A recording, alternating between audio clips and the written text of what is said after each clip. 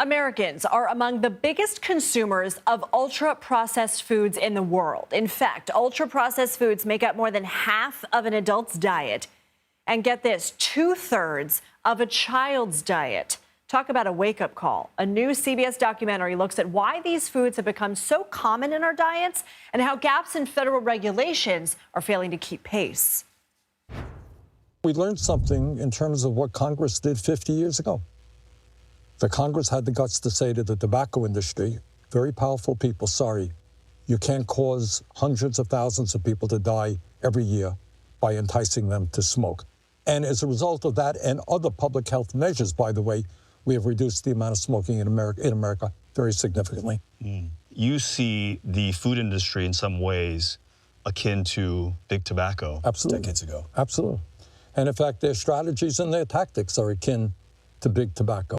CBS News correspondent Adam Yamaguchi is here with us now. So, Adam, you did the reporting for this with your producing team. Why are ultra-processed foods, first of all, what are ultra-processed foods? Because we were just talking about it on set, like you're talking about crackers and cookies. Why are they so pervasive in our diet, and what can they be doing to our bodies?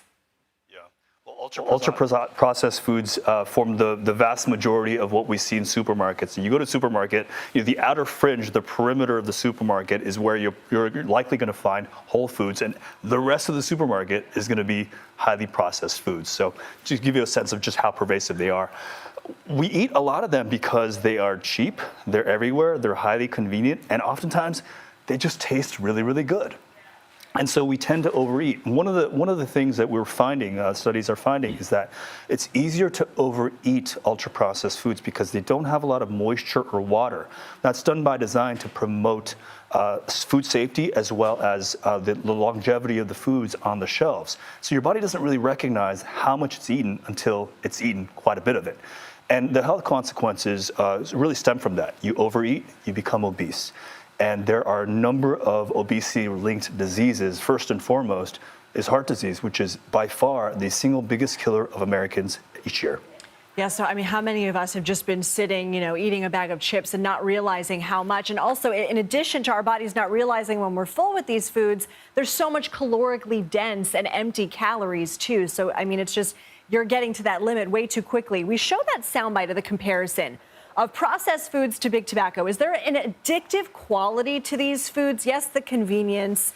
But is there an addictive quality akin to cigarettes that has us turning to chips when we're stressed, or puffs or cookies instead of the kale and the apples? Yeah, no, absolutely. There is a growing body of evidence that suggests a link between ultra-processed foods and sort of that addictiveness. You ask the food companies and they'll say, look, we're running a business. We want repeat customers. We want people eating more and more and more. Our business would collapse if we didn't have those repeat customers. And from a business perspective, that sort of makes sense.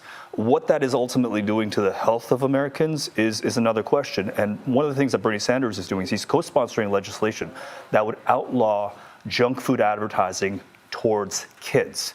And what you typically see, and this goes back to big tobacco many decades ago, you hook people at a young age, you've got a customer for life.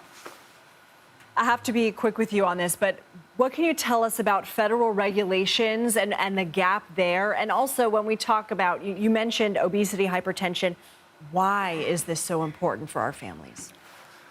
Right. So it's relatively easy in the U.S. to get a food product to market. You and I could start a food company tomorrow, introduce a number of chemicals and additives to that food.